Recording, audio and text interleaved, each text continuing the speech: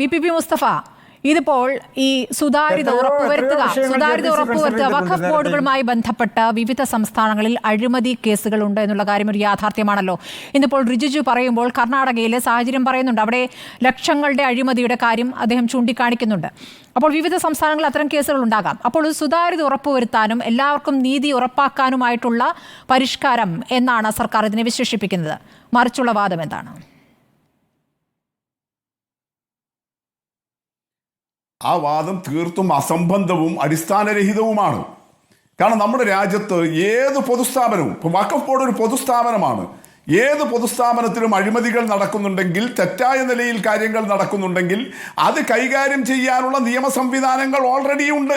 അത് കൂടുതൽ ശക്തിപ്പെടുത്താനല്ലേ ഇവരിപ്പോൾ നമ്മുടെ നാട്ടിലെ ശിക്ഷാ നിയമവും തെളിവ് നിയമവും എല്ലാം ഭേദഗതി ചെയ്തിരിക്കുന്നത്. അതെല്ലാം ശക്തിപ്പെടുത്താനെന്നല്ലേ പറഞ്ഞിരിക്കുന്നത്. വിജിലൻസ് സംവിധാനങ്ങൾ അതിനല്ലേ കൊണ്ടുവന്നിരിക്കുന്നത്.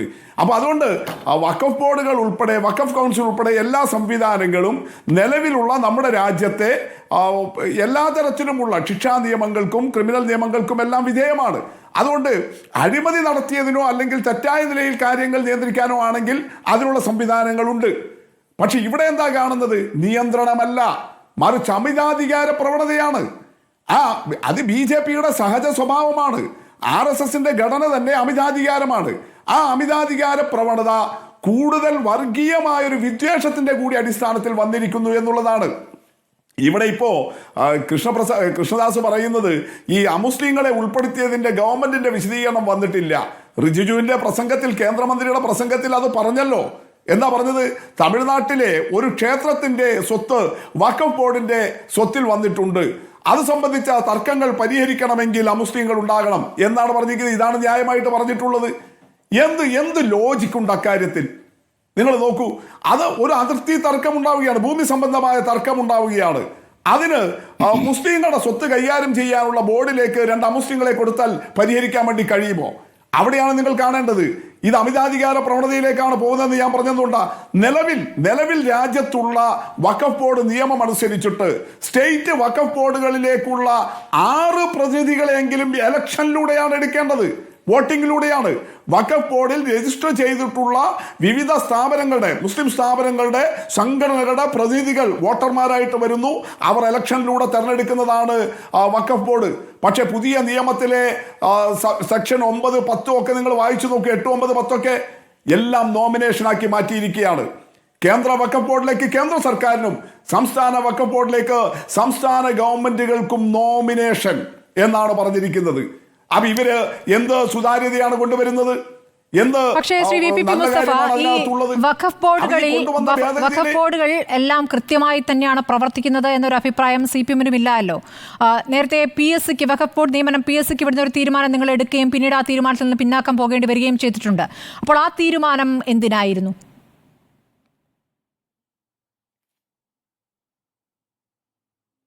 അല്ല, ഞാൻ അതിൽ സുതാര്യതയുണ്ടല്ലോ. ഇപ്പൊ PSC എന്ന് പറയുന്നത് നമ്മുടെ രാജ്യത്ത്, കാരണം വഖഫ് ബോർഡ് ഉൾപ്പെടെ പൊതുസ്ഥാപനമാണ്.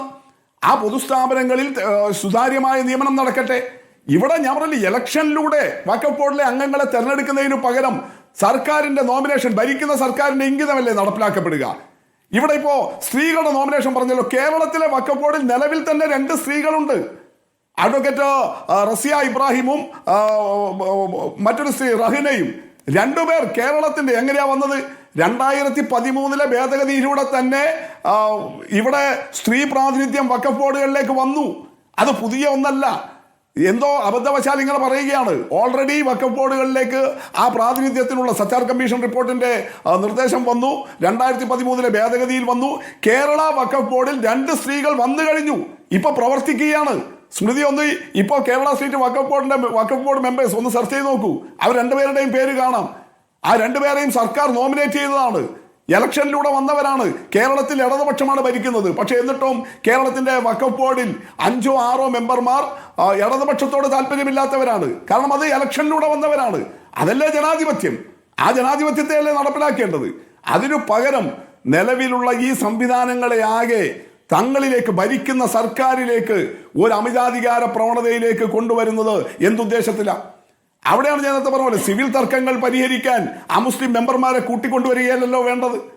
അങ്ങനെയാണെങ്കിൽ നാളെ ഒരു ദേവസ്വം ഭൂമിയിൽ അവിടുത്തെ ഒരു മുസ്ലിം പള്ളി കമ്മിറ്റിക്കോ അല്ലെങ്കിൽ ഒരു ചർച്ചിന്റെ കമ്മിറ്റിക്കോ തർക്കം വന്നാൽ ആ ദേവസ്വം ബോർഡിൽ മുസ്ലിം പ്രതിനിധികളെയോ ക്രിസ്ത്യൻ പ്രതിനിധികളെയോ ഉൾപ്പെടുത്തുവോ തർക്കം പരിഹരിക്കാൻ? അതാണെന്ന് കെ സി വേണുഗോപാലൻ സഭയിൽ ചോദിച്ചത്. VP മുസ്തഫ, ഞാൻ താങ്കളിലേക്ക് വരാം.